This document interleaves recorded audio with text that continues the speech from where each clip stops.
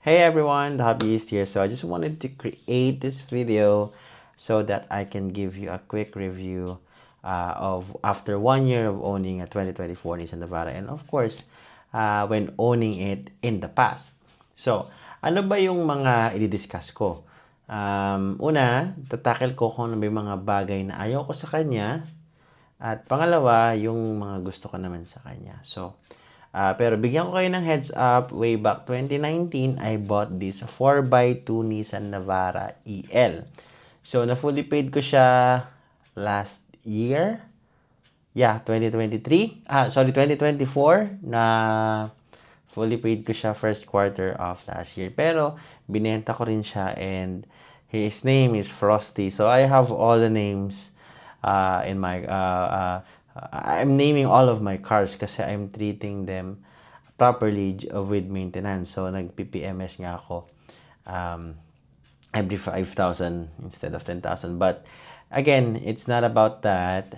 Ayun lang. So may experience talaga ako when it comes to owning na Nissan Navara. So 2019 EL, and when I sold my 4x2, I purchased the 2024 Nissan Navara, and this is the top of the line at Pro 4X. And 1 year na siya last July. 'Di ba? So mabilis lang siya. Eh medyo malaki yung monthly ko ngayon. Kaya kailangan ko mag-content. No, kidding aside. So, move forward tayo sa mga bagay na gusto ko muna sa Nissan Navara. So, palitan ko muna. Let's proceed with the things that I like. What I like with it is the features that it offers. So, first is, for me, is yung intelligent driver's assistance. Ano ba yung mga yan? Collision assistance, lane departure, collision prevention, I think. I'm not sure if that's what it's called. Lane departure warning. Tsaka yung if you have, meron kang kasabay sa tabi mo or meron kang object sa right side mo when you're switching different lanes, I think it is still included in that specific feature. Makikita mo magbiblink yung side mirror mo, yung light sa side mirror mo, sa glass mismo. Para mapansin mo at malaman mo na meron kang katabing object or sasakyan. It is very helpful because I experienced close calls sa province, especially yung may nag-overtake sa yung motor, hindi mo napansin at walang ilaw, wala rin siyang headlight or tail light. So, nakakatulong yon para sa akin to prevent accidents. Also, yung tawag dito, yung hill start assist, meron siya sa lahat ng variant except for the downhill assist. Because yung brake assist or downhill assist, exclusive siya sa mga 4x4 variant. So, you have to turn on the 4x4. It doesn't matter if it's 4 high or 4 low bago mo siya magamit or may engage. Now, ano pa ba yung gusto ko sa kanya? Yung acoustic glass. I think all of the variants now uses acoustic glass, if I'm not mistaken. Ano ba yung acoustic glass? So, binablock niya yung vibrations outside. Well, basically, hindi nakakalusot yung sounds niya dun sa glasses masyado. So, it will be lesser noise. Pero, just a heads up, yung body soundproofing niya, hindi ganun kaganda. So, if you will compare it with the Ford Ranger or Raptor, that or the soundproofing of those cars or that specific car and brand, even I think I rode with the Everest Titanium and other Ford cars. Maganda talaga yung insulation niya. Pero yung sa naman, may pros and cons pa rin, like sa ating mga yung i-justify ko. Syempre, pag may problem, mas maririnig mo yung tunog immediately kung meron kang konting sounds na lumalusot sa cabin mo. But anyway, it is just me justifying that feature because I don't really own other car brands. I'm just a Nissan guy and I just tried the Geely. I have a Geely M Grand. Anyway, moving forward, ano pa ba yung gusto ko sa kanya? Spacious. Compared to my 2019 EL, spacious siya. Halos parehas na sila ni Raptor. Sabi nga ng misis ko, parang magkagalit tayo nung binili namin yung 2024 Nissan Navara Pro 4X. Sabi niya, parang magkagalit tayo, sobrang layo natin sa isa't isa. And I think the interior itself, it's elegant. Yung 2024 kasi compared to sa older models, hindi na siya pure plastic. Meron na rin siyang leather na inherit nila sa Nissan Terra. So, ano pa ba? Meron siyang armrest sa likod, sa upuan. I'm not sure kung meron din siya sa lower variant, sa mga VE or EL. Ano pa ba? Yung jack niya, maganda rin. Yung included na jack. Very matibay siya and also madali siyang gamitin. Yung likod niya, I like the design. Yung tailgate niya, meron na siyang assist Yung EL ko kasi, 2019 model ko, mabigat pa siya, wala siyang tailgate assist. So, pag inangat mo siya, hindi mo kaya ng isang kamay. Ito, kaya ko ng isang kamay. Pero it's a little bit heavy pa din. Ano pa ba yung bago sa kanya? Or gusto ko sa kanya? Yung mugs. But I like the mugs of the EL way back 2019 compared to the mugs of the 2024 kung the same variant. Pero the best is the mugs of the blacked out na siya, yung mugs ng Pro 4X tsaka Calibre X. Tapos may mga red highlights na siya dun sa logo. Marang Nismo concept na siya. Yun pa rin yung gusto ko, yung blending ng color niya. And what I have is a pearl white. Medyo parang yung pagka pearl white kasi niya medyo madilaw. So I like the paint itself. Nung pinakasasakyan. What else? So, nag-iisipan ko pa, wala akong notes Pero, ito kasi yung alam kong features niya. Okay? So, yung mga reminders din na feature niya sa maintenance settings niya, pwede ka mag-set ng specific kilometers or mileage, i-remind ka niya about sa tires or sa oil. Sa Ford, I think nakalagay dyan is yung oil health or oil grade. Parang ganun. What I think I like is the quad headlamp. Yung apat yung ilaw niya, sobrang liwanag niya sa gabi. Pero hindi rin siya nakakasilaw sa kasalubong. Kasi tinry ko na yan before. Nag-drive ako nung kotse tapos kasalubong ko is nakaka-quad headlamp siya. Yung Navara. DRLs also is elegant. The fog lamps is also good. Malinaw siya. The height of the car itself, mas mataas siya compared sa older versions of it. Shark's fin na rin yung naka-fin na rin yung shark's fin. Okay, well, naka-fin. Sorry, shark's fin. Ano yung pout fin? Anyway, naka-fin na rin yung antenna niya sa taas. The infotainment is good as well. Hindi siya buggy, hindi siya glitchy. Nagre-respond siya ng maayos. The sound is okay. It's okay. Just like before. There's no surprising bass or improvements when it comes to the quality of the sound. So far, so good. Ano pa bang nagustuhan ko dyan? So far, yun lang. So, proceed naman tayo sa things that I do not like. So, hindi ko masyadong type yung piano black dun sa sa shift niya. Kasi madali siyang magasgas dun sa lever niya. Tsaka yung mga piano black na kulay. Kasi sobrang bilis yan magasgas. Kitang-kita yan. Parang kung baga, pag itim yung sasakyan mo, pag nagasgasan yan, kulay puti, litaw na litaw. I think sa technicalities naman when it comes to the engine, I think the old platform is getting old. Hindi ko sinasabing hindi siya reliable, pero yung noise niya, yung ingay niya, compared sa old model or older models of this Nissan Navara, mas tahimik siya ng konting-konti, pero hindi siya ganun ka-significant. Tunog truck pa rin siya, although it's a truck. And that's the reality, those are trucks. Tanong niya kung if you will compare it to a Toyota or Mitsubishi, it's a lot quieter compared to the Navara. Parang ang naririnig mo lang injector. Dito kasi sa atin, Sa Nissan Navara natin, naririnig mo talaga yung timing chain, tsaka yung injector, and also yung vibration. Um, since siguro, I do not know if there's a reason behind kung bakit ayaw i-upgrade ni Navara into a new platform, new engine, new version. May ini-improve lang nila. Kasi, I think, based dun sa natanong kong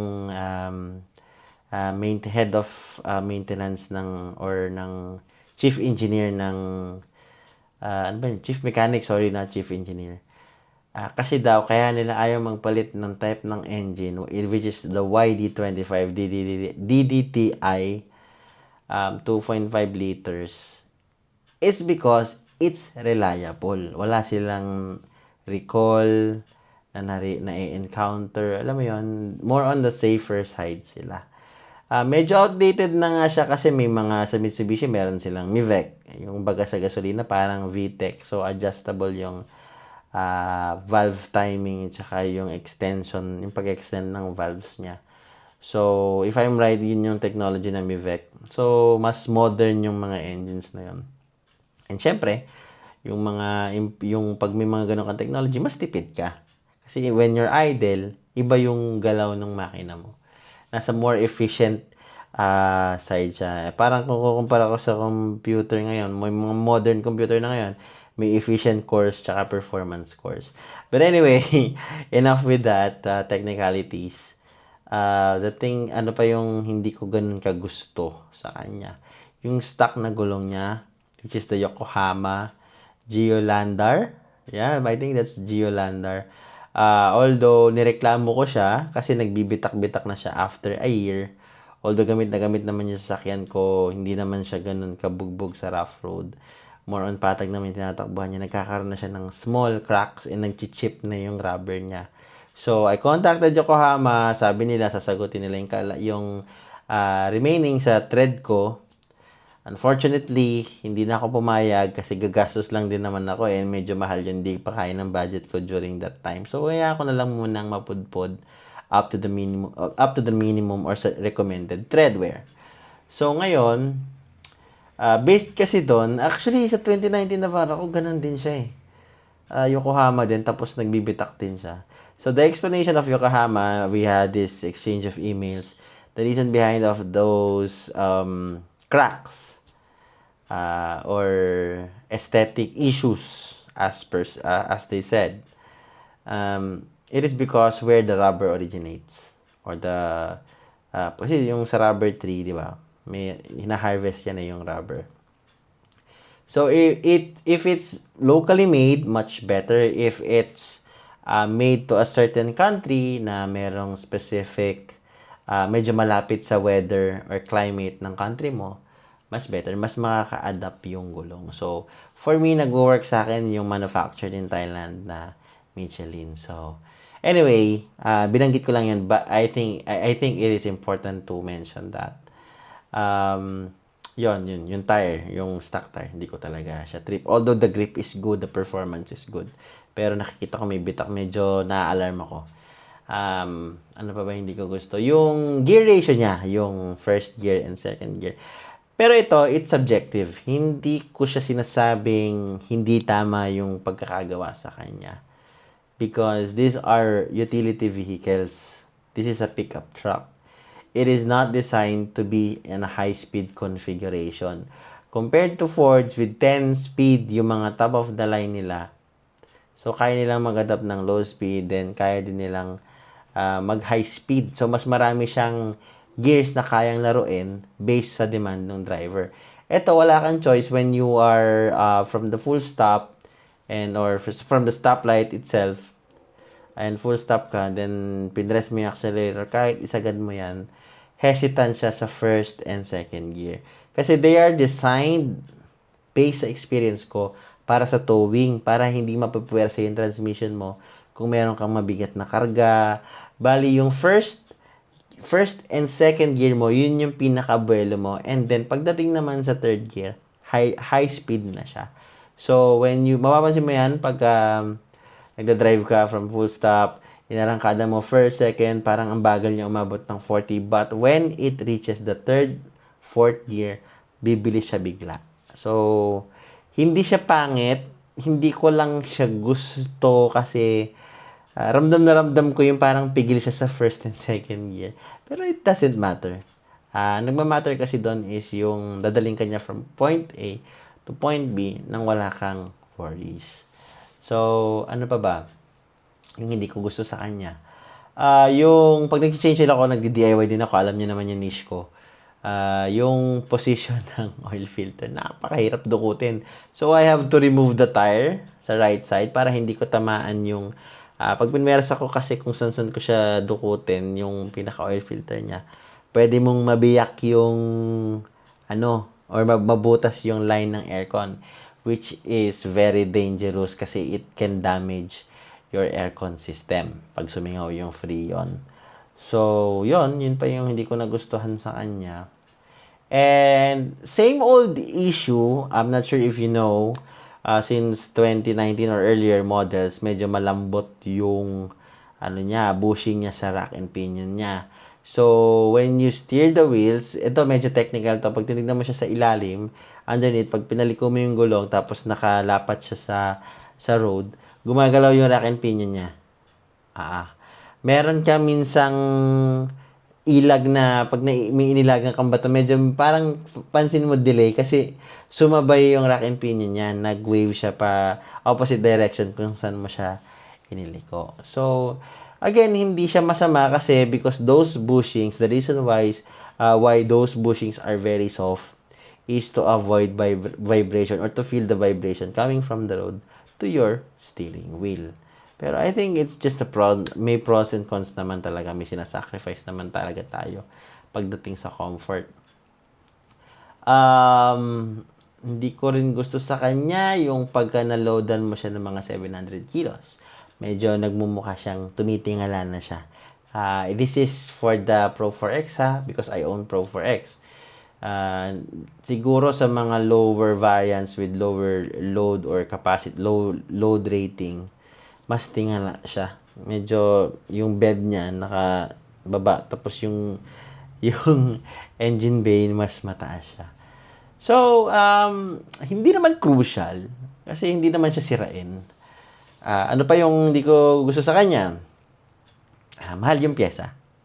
Mahal yung pyesa niyan. Maniwala ka sa akin sa hindi. Nissan has a very expensive aftermarket parts just like Ford or even more expensive. So, na-experience ko yun sa Nissan Navara 2019 ko. Nagkaroon ako ng fault. I'm using replacement na fuel filters. And it's my fault. Wala akong excuses doon. Hindi talaga maganda yung mga replacement na fuel filter. Although sa iba nag-work. Pero alam yung mahirap yung chambe. Diba? Mahirap yung when you try your luck on that specific part. So, I really suggest use the genuine part when it comes to the fuel filter. Nasira yung injector ko. Actually, dalawa lang. Medyo nadamay na lang yung other two. Kasi pag bumili ka niyan, mas maganda set para hindi ka pa ulit-ulit ng bili. And you know what? How much per injector and your car? Diesel car has 4 injector. Depende if it's inline 4 or pag V8 yan, syempre 8. So, it cost me like hindi ako nagkakamali, almost 40,000 isa, 39,800 something. Wala pa dun yung injector washers and yung mga washer dun sa fuel lines. So, mahal siya pagka napabayaan mo siya sa fuel filter. And yung ibang parts, clutch set niya, sa mga manual, I think the parts itself will cost you like 60 to 70,000. Hindi pa kasama doon yung dual clutch. Yung clutch kit pa lang, yung pressure plate, brake disc niya, yung release bearing. So, 3 parts lang yun. It will cost you 60 to 70,000. Pero these are Nissan genuine parts. Ano pa, yung hindi ko gusto sa kanya, mabilis magdumi yung oil niya. Malakas yung blow-by niya. Pero hindi siya issue kasi, again, the platform is old. Yung engine niya is old na.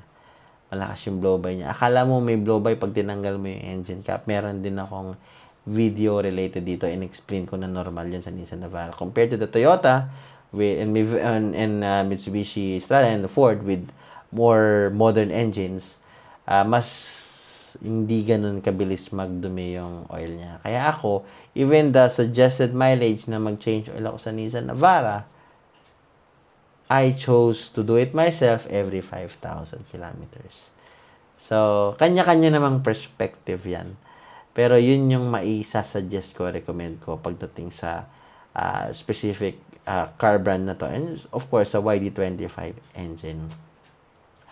Ano ba hindi ko gusto sa kanya? Ito talagang wala akong tinatago. Yung tinanggal yung cup holders niya dito sa may driver tsaka passenger side na kayang mag-hold ng large drinks. So, well, I'm a previous owner kasi ng Old Navara. Meron ako nun.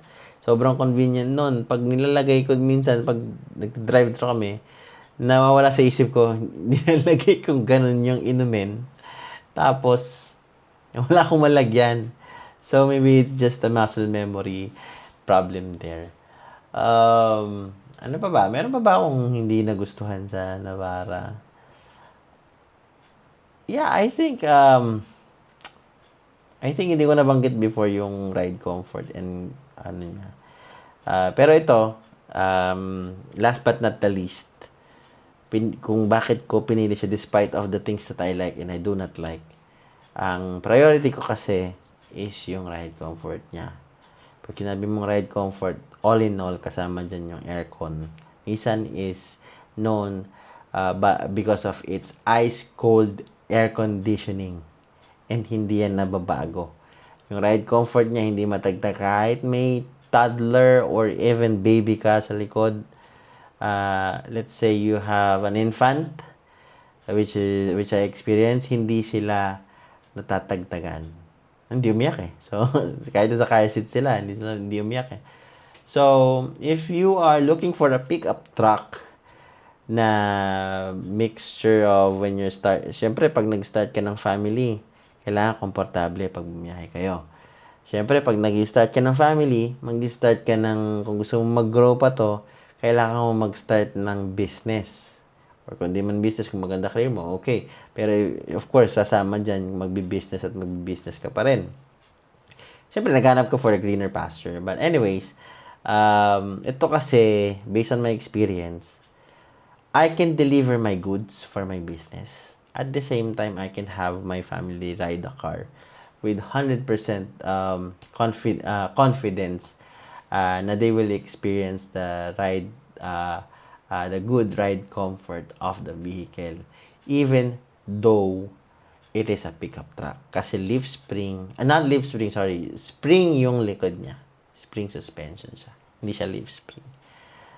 But again, sabi ko nga sa inyo, yung ride comfort, may sacrifices yan. Gaya nung sinabi ko kanina na hindi ko gusto, yung tingala siya pag medyo mabigat na yung mga load niya.